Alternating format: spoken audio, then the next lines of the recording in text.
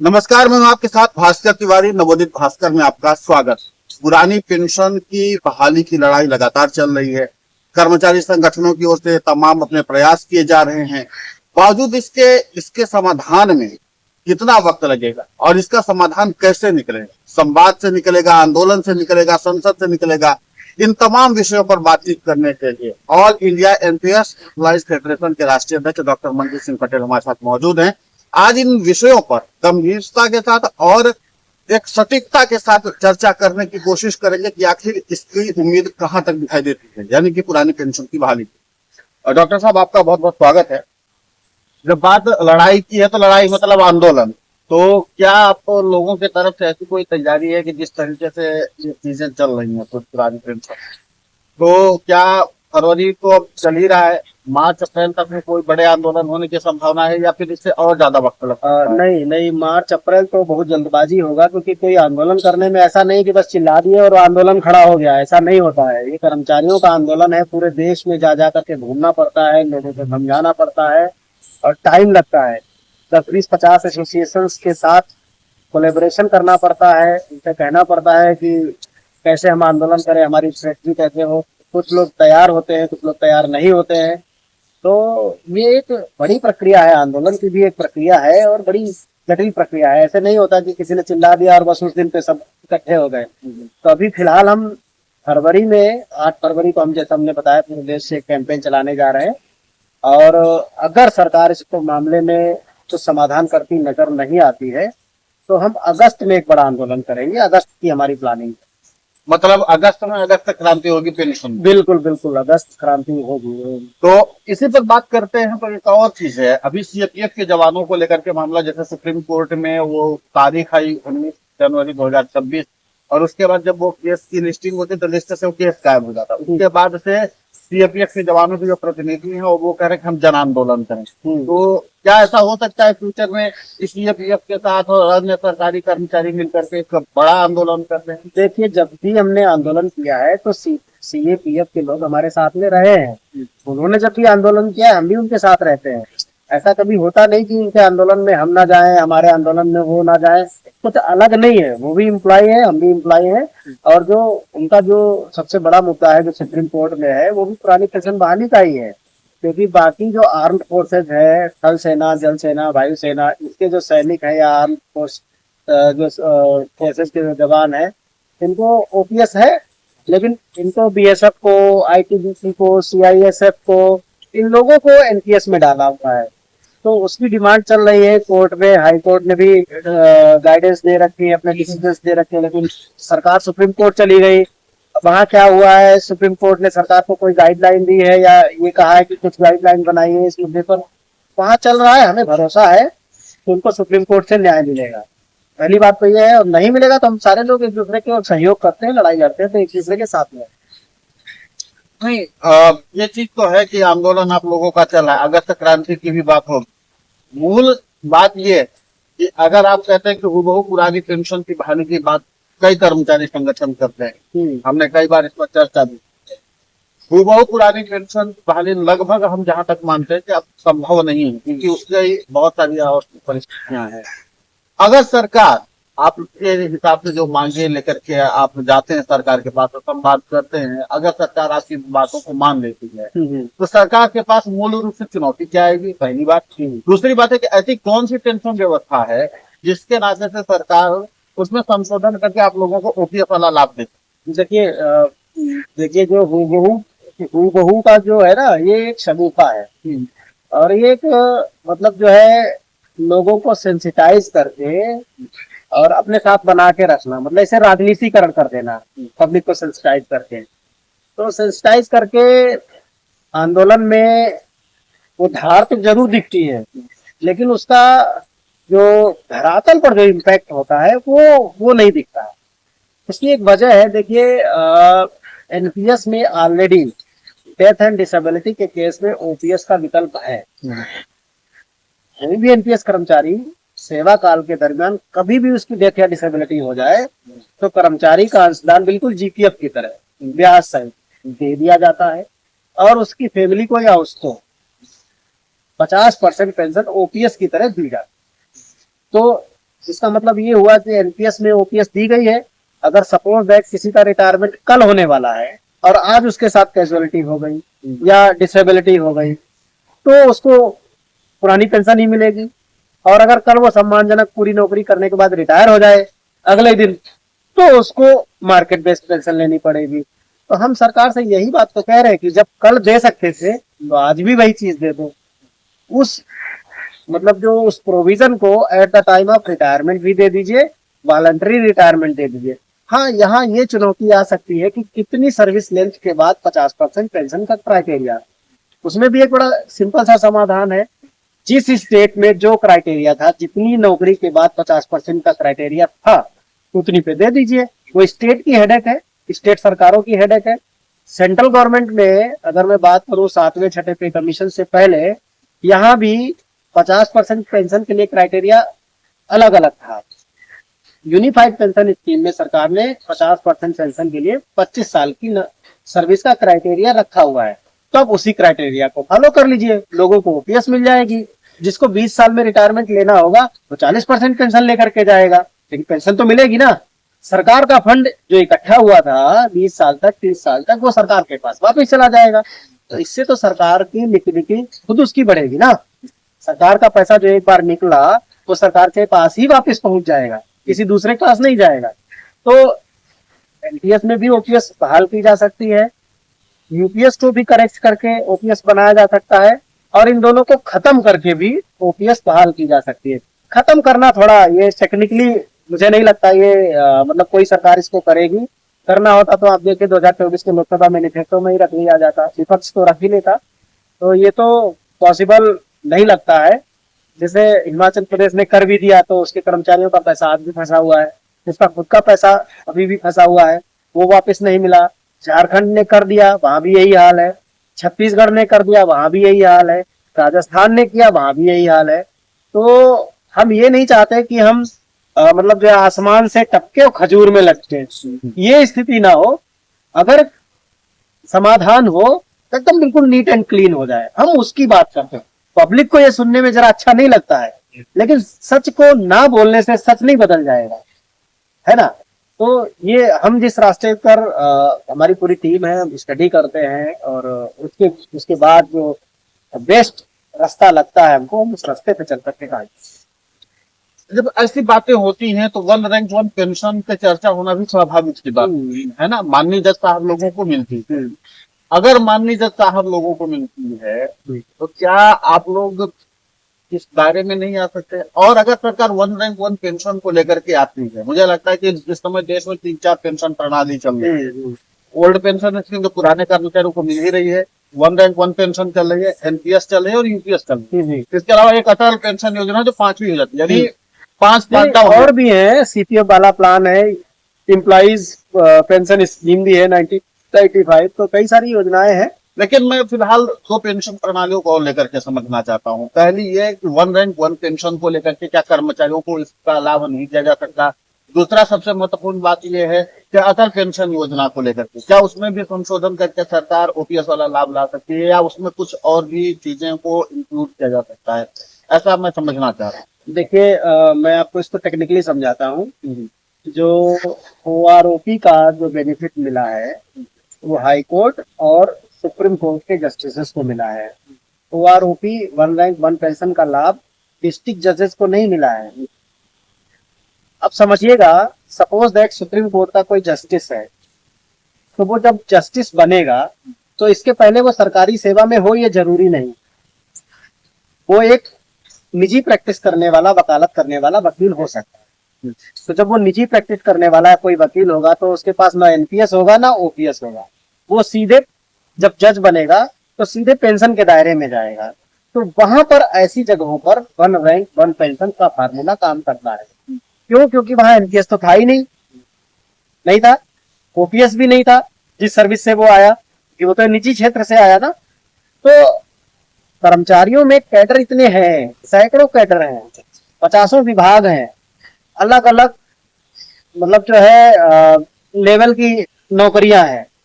तो यहाँ पर वन रैंक वन पेंशन काम नहीं करेगा। हाँ, एक चीज हो सकती है कि जिस लेवल से वो रिटायर होता है उस लेवल की मिनिमम पेंशन को फिक्स किया जा सकता है। इस पर समाधान मतलब निकाला जा सकता है कि सपोज दैट कोई लेवल 9 से रिटायर हो रहा है, तो लेवल 9 से रिटायर होने वाले कर्मचारी की मिनिमम पेंशन फिक्स हो सकती है। लेवल 18 से कोई रिटायर हो रहा है तो उसकी मिनिमम पेंशन फिक्स की जा सकती है। लेवल 1 से कोई रिटायर हो रहा है तो उसकी मिनिमम पेंशन फिक्स की जा सकती है। इस तरह से किया जा सकता है इस पर, लेकिन ये बड़ा जटिल प्रक्रिया है। मुझे लगता है कि करने को तो कुछ भी हो सकता है, लेकिन थोड़ा जटिल जरूर है ये प्रक्रिया। जटिलताएं तो है, सरकार जटिलताओं के वो समाधान के लिहाज से भी तो काम करती है। नहीं तो हम तो ये कह रहे हैं ना कि जब सरल हो सकता है तो जटिल क्यों करो। जब चीजों का सरल समाधान निकाला जा सकता है तो उसको जबरिया जटिल क्यों बनाना। जब एनपीएस में ओपीएस दी जा सकती है, मान लो किसी आदमी ने 35 साल नौकरी की, अब उससे पूछ लो आपको एनपीएस पसंद है तो इसी से पेंशन दे दे, अगर आपको ये नहीं चाहिए तो आप सरकार वाला अंशदान सरकार को वापस कर दो ब्याज सहित, खत्म बात, ओपीएस ले लो। वो चाहे कल मर जाए रिटायरमेंट होने के बाद तो उसकी पत्नी को ओपीएस में 60% पेंशन रह जाएगी, नहीं मरेगा तो बढ़िया पेंशन चलेगी। मान लो दोनों ही मर गए साल भर के बाद तो ओपीएस में पेंशन बंद हो जाएगी। जिसको लगेगा कि नहीं मुझे एनपीएस बढ़िया लग रहा है, कॉर्पस लंबा है, बड़ा कॉर्पस है, तो मुझे ओपीएस नहीं एनपीएस में ही फायदा है, तो एनपीएस में बना रहेगा। कर्मचारी के ऊपर छोड़ दो ना, आप जबरिया किसी को ओपीएस भी क्यों दो और जबरिया किसी को एनपीएस भी क्यों दो। यूनिफाइड पेंशन स्कीम लंबे समय से चर्चा का विषय बनी थी है, और इस पर तमाम तरह की बातें की गई और तमाम तरह के वो किए गए। अभी हाल फिलहाल में एक आरटीआई की जगह खुलासा भी हुआ कि लगभग 1,30,000 सरकारी कर्मचारियों ने स्वीकार किया। लगभग 1700 कुछ कर्मचारी जो अभी नवागत आए हैं उन्होंने स्वीकार किया है। और जुम्मा जुम्मा अब फरवरी चल रहा है, मार्च और अप्रैल, 1 अप्रैल 2025 को ये लागू हो गई। साल भर पूरा होने वाले हैं। यूनिफाइड पेंशन स्कीम का भविष्य आप कैसे देखते? देखिए यूनिफाइड पेंशन स्कीम बेसिकली अगर कर्मचारी के नजरिए से देखो तो फ्लॉप होती है, फेल होती है। लेकिन सरकार ने तो घोषित किया नहीं कि ये फेल हो गई। अब सरकार का ने जो कमेटी बनाई है तो मुझे ऐसा लगता है कि जो एनपीएस में एक विकल्प और बढ़ा दिया जाएगा, एक नया विकल्प डाला जाएगा। वो विकल्प वही होगा जो यूपीएस है। At the time of retirement कर्मचारी चाहे तो यूपीएस वाला भी प्रावधान ले ले, एक तो विकल्प ये ऐड होगा। और फिर हम दूसरे विकल्प की बात कर रहे हैं, हम वो उस विकल्प की बात कर रहे हैं, एक विकल्प ओपीएस वाला हो जाता है। भले ही उसमें सर्विस लेंथ की कुछ क्राइटेरिया हो, लेकिन एक विकल्प उसमें ओपीएस का होना चाहिए। हम किस नजरिए से देखते हैं, हमें ऐसा नहीं लगता कि सरकार इसको डेड एंड घोषित कर देगा, डेड घोषित कर देगी, ऐसा नहीं लगता। क्योंकि पॉलिसी जब भी बनती है तो बड़ा छानबीन करके बनाई जाती है। उसमें अभी जो कमेटी बनी है उसमें भी मुझे लग रहा है कि सरकारी सेक्टर का शायद ही कोई आदमी होगा, जितने भी होंगे वो कारपोरेट के होंगे, बैंकिंग सेक्टर के लोग होंगे। तो मुझे लगता नहीं कि कोई सरकारी आदमी उसमें होगा। लेकिन जब बातचीत होगी, अगर बातचीत होती है पब्लिक से वो सुझाव लेते हैं तो हमें भरोसा है कि कुछ न कुछ बेहतर जरूर है। अच्छा सर, एक चीज और है, जैसे एनपीएस में संशोधन हुआ, यूपीएस में संशोधन हुआ, अभी हालिया वक्त में ही तो हुए ना। ऐसा क्यों है कि आप लोग भी तो मिलते हैं, बातचीत करते हैं, ये संवाद का गैप क्यों बनाया जाता है कि जो सरकारी कर्मचारियों को चाहिए नहीं होता, जैसे वो संशोधन करते हैं सरकारी कर्मचारी भड़क उठते हैं। तो ये सरकार क्यों नहीं चाहती कि एक बार आप जैसे लोग जो अनुभवी हैं, काफी लंबे समय से रिसर्च कर रहे हैं, इस पर काम किया हुआ है, आप लोगों को भी एक अवसर देते हैं, उस तरीके से काम हो जाए। पेंशन विभाग से सचिव विश्वास जी से भी आप मिलते हैं। यही रोना है देश का कि सरकार का एक सिस्टम है, और सिस्टम ये है कि वो सबसे पहले ज्वाइंट कंसल्टेटिव मशीनरी से ही बात करती है, उसके बाद जो उसके मान्यता प्राप्त संगठन है डिपार्टमेंटल, उन्हीं से वो बनती है। डिपार्टमेंट का कोई मुद्दा होता है तो उस मान्यता प्राप्त संगठन से बात की जाती है। लेकिन हम लोग जैसे इतने बड़े बड़े जो फेडरेशन चला रहे हैं, ऑर्गेनाइजेशन चला रहे हैं, इनको सरकार खुद तवज्जो नहीं देना चाहती, शायद इसलिए कि ये बड़े प्रेशर ग्रुप हैं, इस वजह से इन पर सरकार का कंट्रोल नहीं है, शायद इस वजह से, या ये डायरेक्ट उनके अंडर में नहीं आते, शायद इस वजह से। लेकिन हमारा ये मानना है कि सरकार अगर हम जैसे फेडरेशन के साथ अलग से अगर वार्ता करे तो इस मुद्दे पर समाधान जल्दी निकल आता। अब तक समाधान निकल चुका होगा। तो अभी जरूरत है, हम जिस सदी में जी रहे हैं तो सभी में इस बात की जरूरत है कि सरकार को इन चीजों को ऑब्जर्व करना चाहिए कि किस फेडरेशन के पास कौन सी स्ट्रेटजी है, तो उसके साथ बातचीत करें और समाधान निकालें। अब जब समाधान निकालने की बात आती है तो एक और चीज हमको समझ में आ रही है, और वो है कि जैसा आपने कहा कि 2026 में पुरानी पेंशन की बहाली तय है। बस आ रहा हूँ। तो महत्वपूर्ण बात ये है कि जब आपने ये कहा कि 2026 में पुरानी पेंशन की बहाली तय है, समाधान की बात करते हैं, अब ऐसे कौन कौन से विकल्प हैं वर्तमान समय में जिसको सरकार मान करके सरकारी कर्मचारियों को, जो पुरानी पेंशन की बहाली के मुद्दे पर आंदोलित है, उनके वो कौन कौन से विकल्प है जिसको सरकार मान ले पुरानी पेंशन का आंदोलन पर विराम लग जाए? देखिए, मैं ऐसे तो नहीं कह सकता, लेकिन हमने शुरुआती दौर में all India NPS employees federation का गठन किया, और वो गठन केवल इसीलिए किया ताकि जिनकी समस्या है उनकी ये संस्था है। ये उन लोगों की संस्था नहीं है जिनकी समस्या ही नहीं है, ये वो लोग हैं जो अफेक्टेड मेंबर्स हैं। तो अफेक्टेड मेंबर्स की संस्था से सरकार को बातचीत करनी चाहिए, हमारा ये मानना है। सरकार का पैटर्न क्या है, कौन सा ब्रिटिश काल का पैटर्न चला रहा है या हड़प्पा के जमाने का पैटर्न चला रहा है, हम इसमें इन दकियानुसी बातों में यकीन नहीं करते हैं। हमारा मसला ये है कि अगर कोई बेहतर संगठन या बेहतर व्यक्ति बाहर से कुछ बेहतर कर सकता है तो क्यों ना उसको मौका दिया जाए, हमारा ये मानना है। हम इस पैटर्न पे काम करते हैं, और पिछले कुछ समय से हमने देखा है सरकार की सोच में भी बदलाव आया है। उन्होंने हमारे भी संगठन को एक दो बार इनवाइट किया, लेकिन हम उस चैनल पे आमंत्रित नहीं किए गए जहां पर इस चैनल की डायरेक्ट बात हो। तो इसको और थोड़ा इम्प्रूव करने की जरूरत है। ऐसे और भी बहुत सारे लोग होंगे जिनसे सरकार को बातचीत करने की जरूरत है। अब वो सरकार को फाइंड आउट करने की जरूरत है, या उस फेडरेशन, उस संगठन को अपनी बात को इस तरह से रखने की जरूरत है ताकि लोगों को पता चले।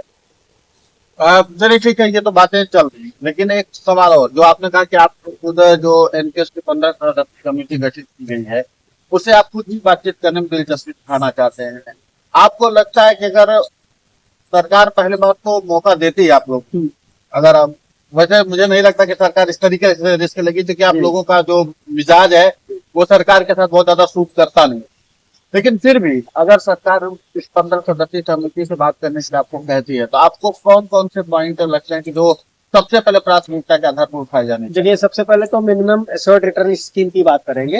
एटलीस्ट जो कर्मचारी का जो अंशदान है उस पर मिनिमम ब्याज की गारंटी सुनिश्चित की जाए, पहला। दूसरा है कि प्री मैच्योर एग्जिट जब भी हो, कोई कर्मचारी नौकरी छोड़ के जाना चाहता है तो उस केस में कम से कम उसके पैसे को, अगर उसको जरूरत है तो ऐसा उसको विड्रॉल करने की व्यवस्था की जानी चाहिए। तीसरा, वॉलंटरी रिटायरमेंट पे थोड़ा सा सरकार को बजाय रिजिड होने के थोड़ा सा लचीला होने की जरूरत है। चौथा, रिटायरमेंट हो, वॉलंटरी रिटायरमेंट हो, कंपल्सरी रिटायरमेंट हो, जैसा भी रिटायरमेंट हो, उस रिटायरमेंट पर ओल्ड पेंशन स्कीम का विकल्प होना चाहिए। ये 3-4 बिंदु है जिन पर हम लोग काम कर रहे हैं। तो भरोसा है कि जब भी कमेटी के साथ बातचीत होगी इन सभी बिंदुओं पर बात होगी, और ये भी बात होगी कि कैसे मतलब इन चीजों को हमारे तरफ से ऐसे सुझाव भी होंगे जो बाकी सिस्टम में इनकॉर्पोरेट किए गए हैं, वहां से लोगों को मिल रहा है, लोग पैसा लगा जमा कर रहे हैं, उन योजनाओं में उनको गारंटीड रिटर्न मिल रहा है, तो फिर हमें क्यों नहीं मिल रहा? हमें भी मिलना चाहिए। जीपीएफ में 7.1 का देते हो तो आप यहाँ भी कम से कम मिनिमम 7% का तो फिक्स करो। तो मिनिमम की तो बाध्यता होनी चाहिए। मिनिमम की बाध्यता होनी चाहिए। और एक और महत्वपूर्ण बात, अभी जब चर्चा चल ही रही आज हम इसे क्लियर कर लेते हैं। और सबसे महत्वपूर्ण बात यह है कि जो आपने ये बातें गिनाई, इनमें से आपको लगता है कि सरकार कौन कौन सी बातें अपने स्वेच्छा से स्वीकार करने की, क्योंकि ये भी तय है। हम तो सभी मानते हैं कि सारी स्वीकार करनी चाहिए सरकार से। हाँ, लेकिन एक आदमी सरकार सभी अपनी सहूलियत देखेगी। नहीं, हम कुछ ऐसा मांग ही नहीं रहे जो ना करना नामुमकिन हो। हम ऐसा कुछ भी डिमांड नहीं कर रहे। हम तो बल्कि सरकार का पैसा सरकार को वापस भेजने की बात बता रहे हैं। एनपीएस में जो पैसा एक बार सरकार की जेब से निकला वो सरकार के पास कभी वापस नहीं जाता। हम तो ये कह रहे हैं कोई 30-35-40 साल तक नौकरी करने के बाद रिटायरमेंट हो रहा है तो वो पैसा जो सरकार ने कंट्रीब्यूट किया 40 साल तक लगातार, उसका वाला जो हिस्सा है ब्याज सहित उसी के पास वापस चला जाए। क्योंकि रिटायरमेंट के बाद किसी को नहीं पता कि कर्मचारी 10 साल जिंदा रहेगा कि 10 दिन जिंदा रहेगा। तो सरकार के बेनिफिट की बात बता रहे हैं। हमारा कर्मचारी जब तक जिंदा रहेगा उसको गारंटीड पेंशन मिल जाएगी, तो ये बेनिफिट हो जाए। कम दिन जिए तो सरकार का फायदा, ज्यादा दिन जिए तो कर्मचारी का फायदा, उसमें क्या दिक्कत? दोनों तो अनसर्टेन है, अपना- ये तो अनसर्टेन है ना। फिर कर्मचारी के पास ये राइट होगा रिटायरमेंट पर कि वो ओपीएस का विकल्प ले या एनपीएस में बना रहे, उसके पास होगा। वो ये नहीं कह पाएगा कि हम पर जबरिया थोप दी गई, जबरदस्ती का इम्पोजमेंट नहीं होगा, वो चाहे तो जो ले ले, ऐसी व्यवस्था होगी।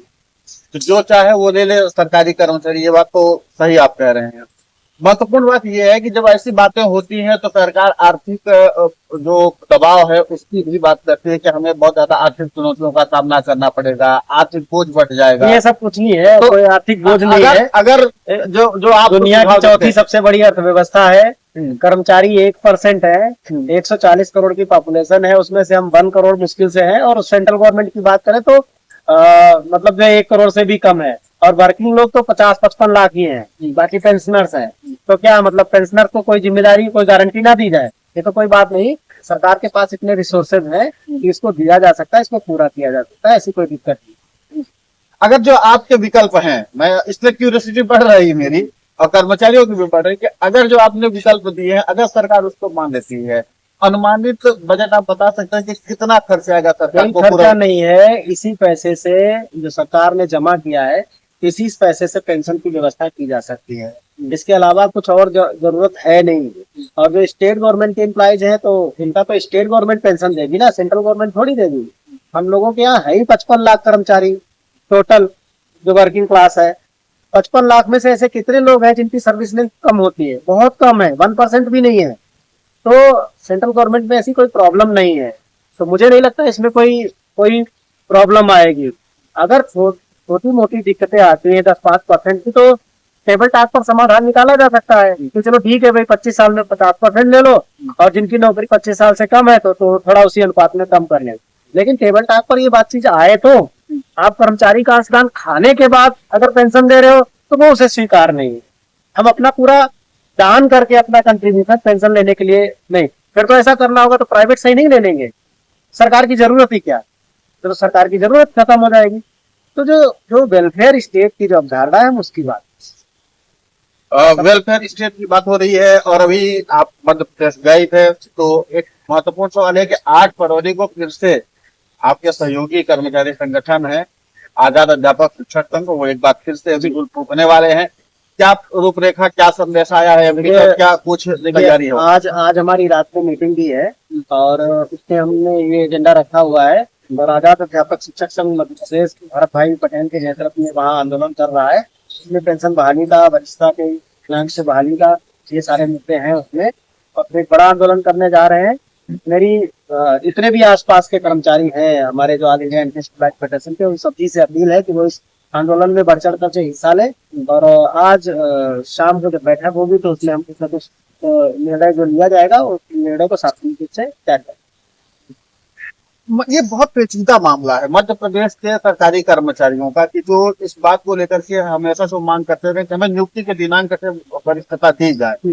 उसका फायदा ये होगा कि उनको सीधे पुरानी पेंशन का लाभ मिल जाएगा। वो शिक्षा गारंटी वाले गुरु जी लोग, जी जी, चुनौती है कि सरकार ऐसा कर क्यों नहीं रही है? उनको तो ये चीजें कर देना चाहिए ना, क्योंकि ये लंबा वक्त बहुत बड़े संख्या में लोग हैं। देखिए, पैसा नहीं कटा, जब उनको परमानेंट किया गया, रेगुलर किया गया, उस दिन से उनके डिडक्शन शुरू हुए। इस वजह से ये चैलेंज आ रहे हैं। सरकार ये सोचती है अगर हम पीछे बैकडेट से दे देंगे तो इतने सारे लोगों पर जो पेंशन का बोझ आएगा, तो उससे दूसरे मदों में कटौती करनी पड़ेगी। तो बस इतनी सी बात है।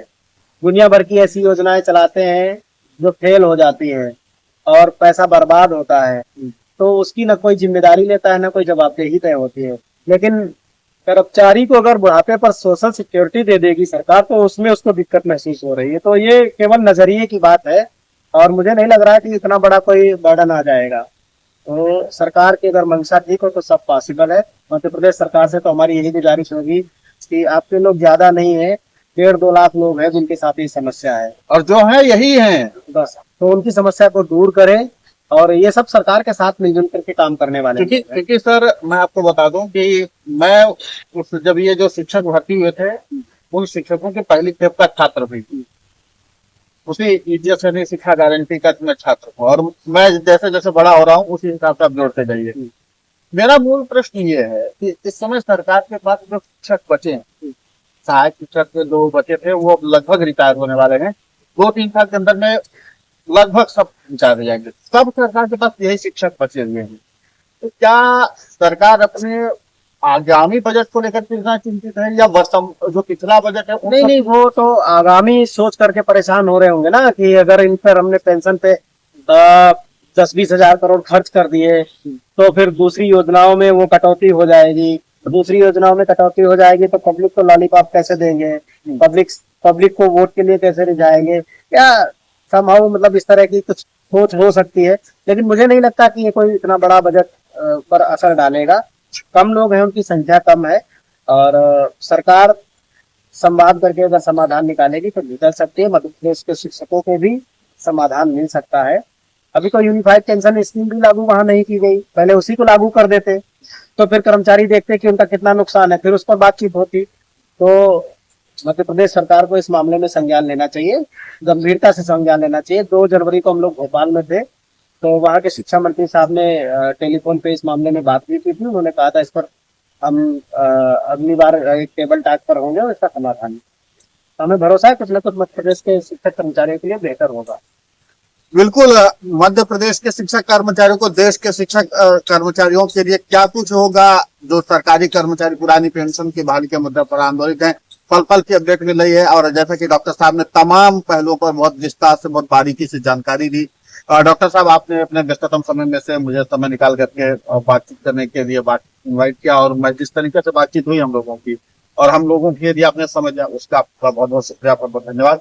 लेकिन सबसे महत्वपूर्ण बात यह है कि जिस तरीके से डॉक्टर साहब बता रहे हैं कि उम्मीदें अभी नहीं खत्म हुई है, प्रयास जारी है, संवाद जारी है, संघर्ष जारी है, और इन तमाम चीजों को जोड़ करके अगर देखा जाए तो ये चीज है कि पुरानी पेंशन की बहाली की उम्मीद बाकी है।